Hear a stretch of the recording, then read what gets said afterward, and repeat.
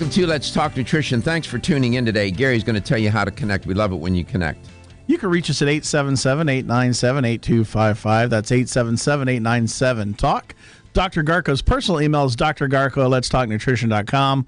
Follow us on Facebook. Like us, share us with your friends at Let's Talk Nutrition. On Instagram at Let's Talk Nutrition. And subscribe to that YouTube channel, Let's Talk Nutrition, where everything is archived, put up there by date. And it's closed caption for the hearing impaired. And we're growing at 58,000 views. So, okay, so there's a story trending about junk food. And the reason why it's important is because these companies, junk food is very profitable. You make a lot of money on junk food. What you need to know, according to this article, was written by a fellow, Robert Preet, P-R-E-I-D-T. He's a Health Day reporter, and claimed that nearly all TV food ads are targeted at or target Hispanic and black children in our country and are for unhealthy products. This is a new report that he's talking about. In the report, what you learn is that back in 2017, and I'm giving Robert attribution here. In 2017, black teens saw more than twice as many ads for unhealthy food products as white teenagers did. That's what the researchers found. In the report, the lead author, Dr. Jennifer Harris at the University of Connecticut, said this, quote, "Food companies have introduced healthier products and established corporate responsibility programs to support health and wellness among their customers." I think that's a good idea. But this study shows that they continue to spend 8 of 10 TV advertising dollars on what? Fast food, she said, candy, sugary drinks, and unhealthy snacks.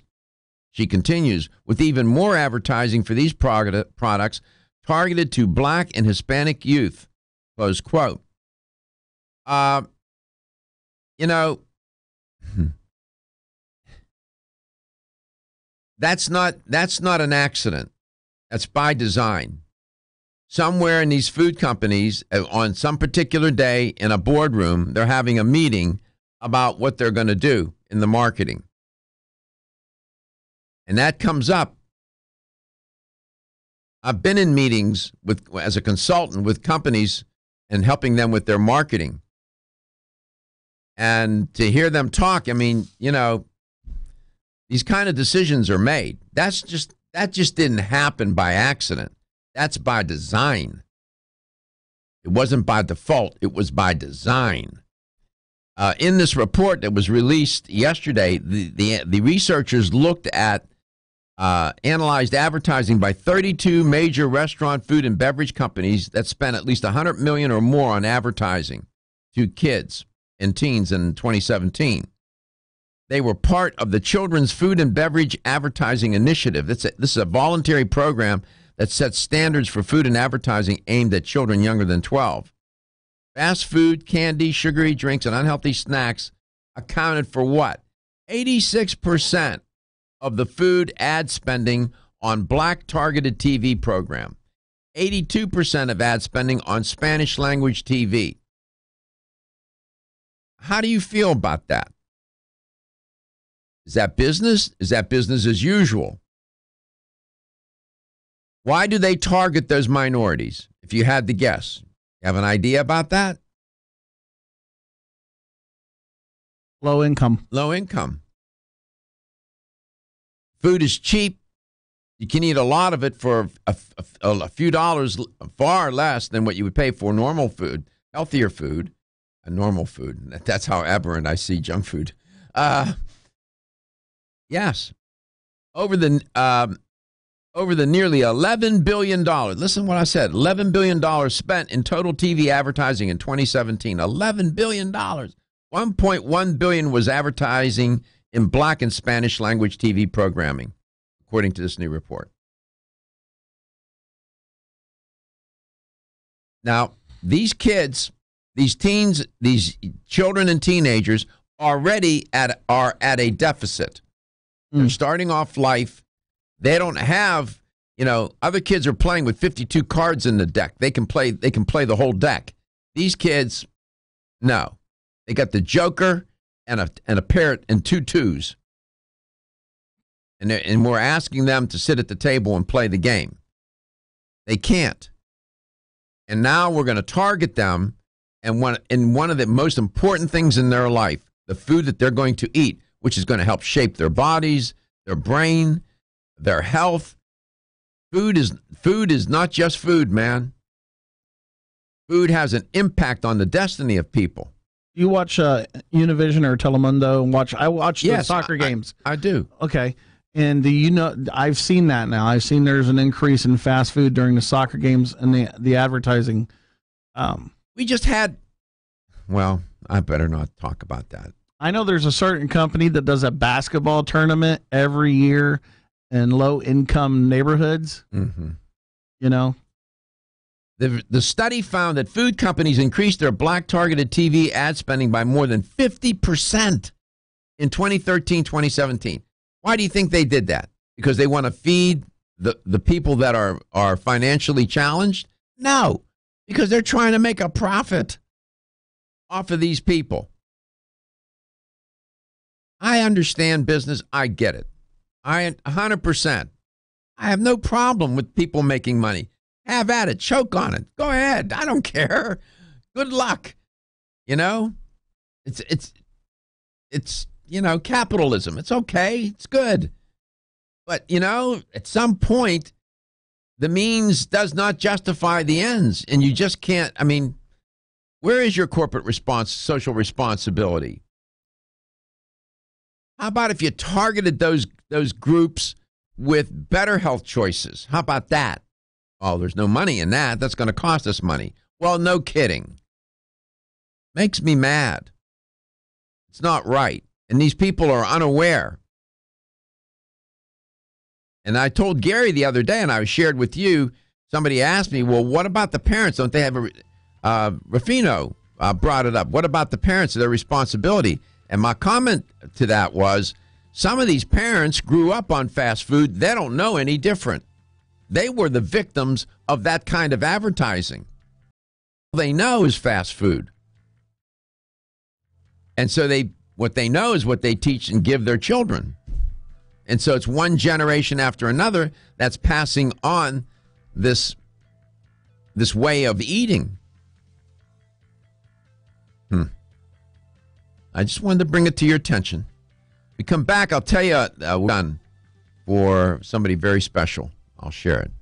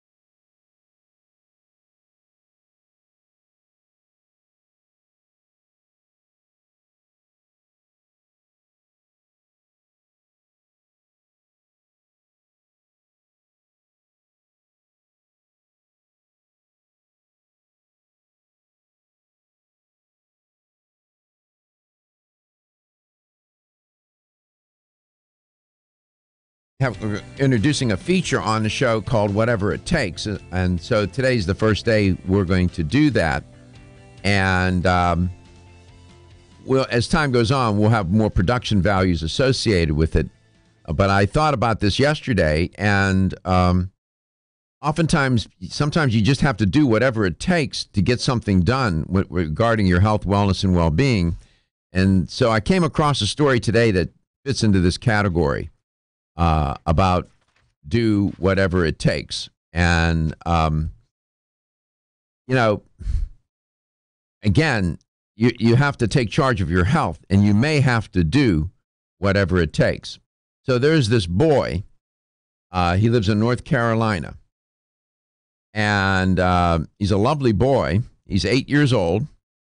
And he was visiting family in Utah during the holidays. And during that time, he was at altitude, right? And they're saying that being at altitude really was responsible for them finding a devastating and unexpected glioblastoma in his brain. They apparently must have taken him to the hospital. His name is Perrin Miller. Perrin. They're from North Carolina, but were in Utah for Christmas. During the trip, the boy was informed that he was suffering from stage 4. Oh, my. Glioblastoma multiforme. That's about as aggressive and a cancerous tumor as you can get, and it's frequent. And it was in the brain, or it can be in the brain or the spine. And he had a severe headache that landed him in a local hospital. And sometimes when people are at altitude, that will happen. You get headaches. It prompted them to take him, and they found the tumor. Perrin was told the tumor found in his brain required immediate surgery. He's recovering now, and by the way, in the Miller family, their home was destroyed during Hurricane Florence. My God. And has not yet been repaired. And so they're going to stay in Beehive State while Perrin undergoes additional treatment. Okay. So that's the essential theme here. You have this lovely little boy with a terminal form of cancer, stage 4. There was an important, they said in the story, and I'm giving Fox News credit here, attribution, that there was a family member that didn't make it from North Carolina to Utah during the trip. And the family member's name is Frank. Turns out that Frank is an 8-month-old German Shepherd. It's a dog.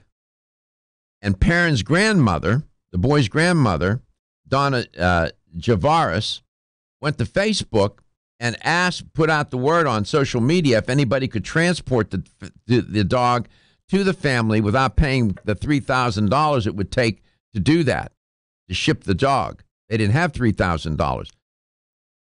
They haven't even had their house repaired from Hurricane Florence yet. So it was on social media. I caught the eye of this person named Jennifer Reynolds, who showed the post to her husband, who's a former truck driver, and his name is Rob Reynolds. The dog is beautiful. It's a black German Shepherd. It's just cute as can be. Turns out, too, that Rob, neither Jennifer nor Rob they don't know the Miller family, but he offered to drive the dog to the family. It's a 2,300-mile cross-country trek. It took him 52 hours to do it. He did whatever it took to make sure that boy would get to see his dog. And the grandmother did whatever it took to find a way to get that dog to that boy. You know, that's what people do. Sometimes they'll do whatever it takes to help another. This is a remarkable story. The goodness of people. They said that, quote, he would sleep or play with his toys. We'd stop and go for walks. This is Rob talking about the dog. If he wanted to use the bathroom, he'd bump up against my arm. He was perfect, Rob said about the dog. When the pair finally arrived, Frank went crazy when he saw Perrin and the family. And Rob said it was a good feeling to be able to ease their minds a little bit, Rob said, adding he is willing to drive Frank back to North Carolina if he needs to. I felt really excited to see Frank. I just really like Frank, and he's a good dog, Perrin told CBS News of the reunion. So those kinds of stories point out, and I often have said, and I learned this lesson when I was so sick, and that is this. What I learned was that most of the time, most people are mostly good. I firmly believe that. And when I was sick, and the way people treated me, I was treated like a prince. I didn't deserve to be treated that well. But people were so good. And I realized, in spite of all of our differences, in spite of all of our back and forth on politics and this and that and the craziness that goes on, at the end of the day, you have to put those things aside and realize that we're all in it together. And I realized that, most of the time, most people are mostly good. And this is a wonderful example of that. That guy drove 2,300 miles, 52 hours to get that dog to that boy. He never met these people. Never met them, but he felt compelled. That's the best part of human nature. So we do report on these kinds of stories as well. It's not always dark. And so that's the first story in this feature that we're going to have on the show called Whatever It Takes. And we're going to put some production values around this. We'll have music for it, and we'll set it up, and I'll leave it to Gary to figure all that stuff out. That's why he's here. You were pointing to me. What did you want to say? You were. I was trying to give me a minute so I can get the time. Oh. I was trying to time mark it. I'm good. Okay. Are you okay? I'm good. All right. How you doing? I'm good. No, I mean, you okay with what I did? Yeah. Okay. Yeah. That's a nice story, isn't it? Yes. That guy is a pretty nice guy, man. You don't see that often, Drove 2,300 miles, man. Took him 52 hours to do it. Yeah, that's 2.5 days. Took the dog, man, to see the boy. That little boy's not going to make it, Yeah. He's stage 4. It's going to be, I don't know how much time he has. I don't know. Maybe he will. Miracles happen. Yeah. I've seen it happen. He might make it. He could make it. We'll pray for him. Thank you for listening to this first hour of Let's Talk Nutrition. We come back. We have another hour to go. We are coast to coast and we are global. You can listen to the show on your local radio station and give them praise. We appreciate these radio stations airing the show. They're wonderful people. Radio people are great people. And you can watch the show at letstalknutrition.com. And don't forget the health food stores. Love them.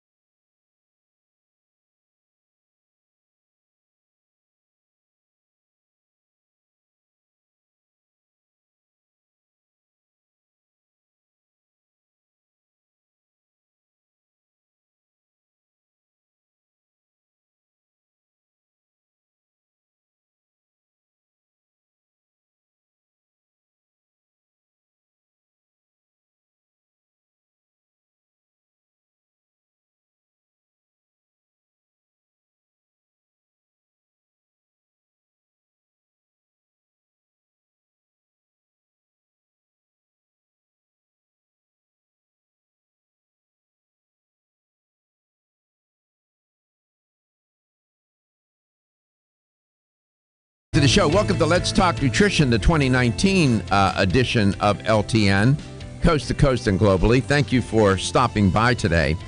Everything is on demand. You can go to letstalknutrition.com. The audio is under a link called Show Schedule. You'll find it there. That's a library that you can use as a reference point for when you go to YouTube to look for the videos. And on YouTube, the shows are listed by date.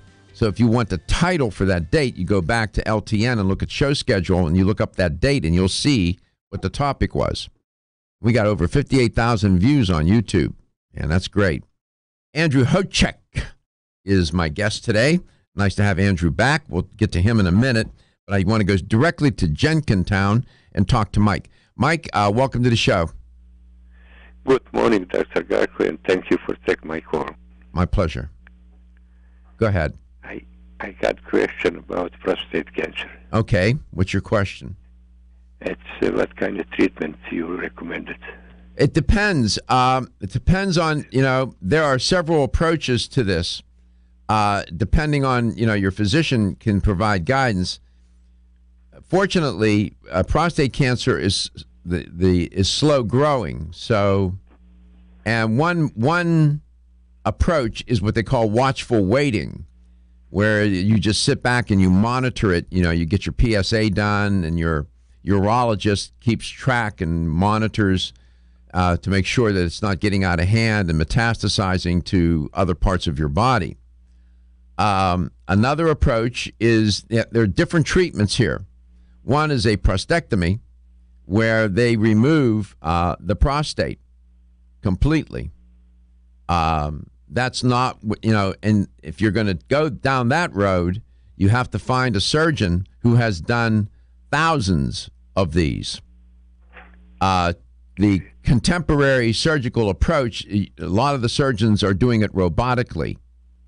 And you will find that there are at least two risk factors associated with that surgery. One is incontinence, and the other one is impotence, because there are so many nerves located in that part of the anatomy. And I remember talking to a surgeon who did this kind of surgery, and he said, you have to know your anatomy. In other words, you got to know where those nerves are, and you got to be very, very careful, because if you just damage the nerves, you can suffer from incontinence, where you're not able to control your urination, and then impotence, you cannot have intimate relations. So those are the two side effects. If it's late stage, I don't know about watchful waiting. Your urologist would probably recommend having a prostatectomy done. They have other procedures that are done. They can put radiation pellets in that area. There are any other number of procedures, surgical procedures. You have to discuss it with your physician. Usually it's a urologist that will provide the direction and the guidance. So that's my initial take on it. I'm just telling you what I know off the top of my head about it. The prostate, it's not having it removed. If you can have it removed without having any side effects, like impotence or incontinence, it's worth it. One, it's going to save your life, and two, it will improve the quality of your life. But again, it's not without risk. And from what I understand in talking with surgeons about this and people who've had it done, if a man who's had a lot of prostatitis during his lifetime, which is an infection of the prostate, that makes the surgery a bit riskier. How true that is, I'm not sure. But again, you need to talk about that with the surgeon. And I would find a surgeon who has done thousands. You hear what I said? Thousands of these procedures. That's all that this surgeon does, he or she. They do nothing else but that surgery. That's the person you want to get. You don't want somebody who's you are patient one. No. So I don't know. Did I help answer your question or not, Michael? Yes, you do. Thank you very much, because tomorrow I got to talk with the doctor about, and I like some more information that you give me good idea. Yeah, there are any number of procedures, Michael, for prostate cancer.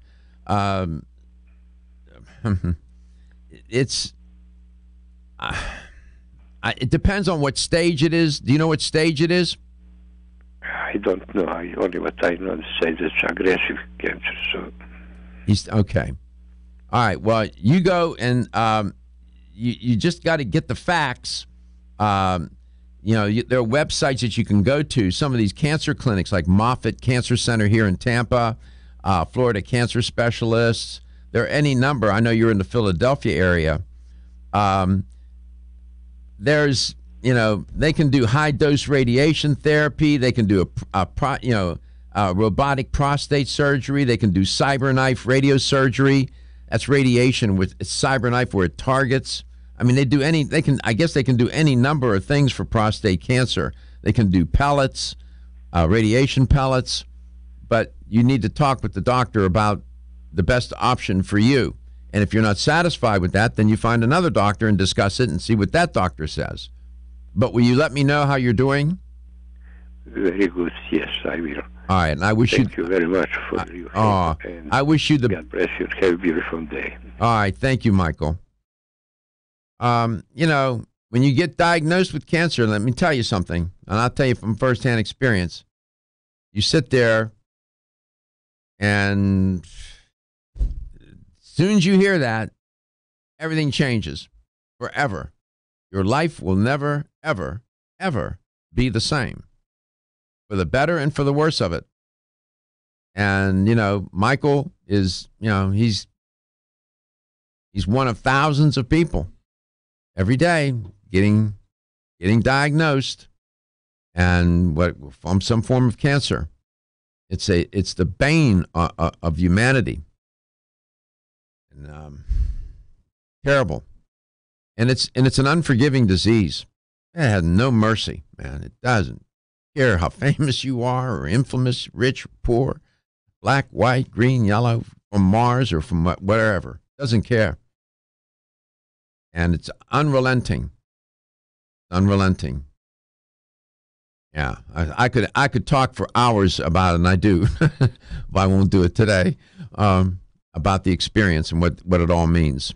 It's a tough road. Here's how to connect. You can reach us at 877-897-8255. That's 877-897-TALK. You can also go to Dr. Garko's personal email, drgarko@letstalknutrition.com. Follow us on Facebook at Let's Talk Nutrition and on Instagram at Let's Talk Nutrition. And go to that YouTube channel at Let's Talk Nutrition on YouTube. I just had a close friend. He came up to me. This guy is a tough guy. When I tell you tough, I can't tell you what he does for a living. That would give it away. But when I tell you he's a pretty tough guy, he was frightened out of his mind. He came to me and told me he was diagnosed with prostate cancer. He had the surgery done. He did a prostatectomy. They removed the prostate. So far, so good. But he told me, and he remembers what I went through. I didn't have prostate. I had other forms of cancer here, 2 other forms of cancer. Some of you know the story, some of you don't. I won't be tedious with it and tell you about it now. But he came to me and wanted to know, my take on it and so on, and what my advice was. And there's so much written about cancer, volumes. You know what? At the end of the day, and some of that material is very helpful. I'm not criticizing. It's very helpful. You can learn a lot. But until you go through it, there's no manual for that. I mean, everybody's different. Everybody approaches it differently. It's a unique experience, and how people handle it, it varies from person to person. Michael's such a nice man. Yeah, I'm so sorry he was diagnosed. I'll be back with Andrew Hochek.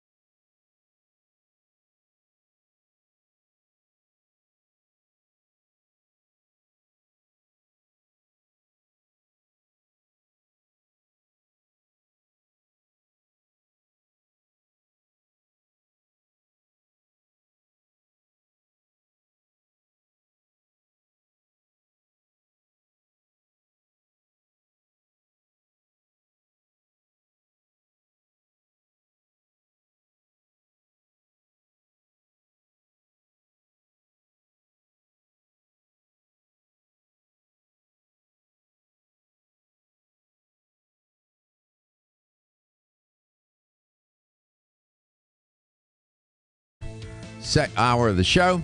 And Andrew's an educator for New Chapter. Andrew hasn't been on for a while, but this is the first time he's been on in 2019. So the aforementioned, the inimitable Andrew Hochek. Happy New Year, Andrew. Nice to have you back on, pal. Happy New Year, Dr. Garko. Hope you're doing well. Doing all right. Where are you today? I'm in Charlotte. I'm going to be heading out to Raleigh a little bit later today. But, yeah, right now in Charlotte, weather is nice and sunny here. I'm hoping it lasts. You know, we're in the depths of our winter, at least for the Charlotte area right now. And are you visiting health stores? Is that what you're doing, or what are you doing? Of course, yeah. I'm making my rounds, talking about health, nutrition, you know, visiting all our great supporters out there for New Chapter.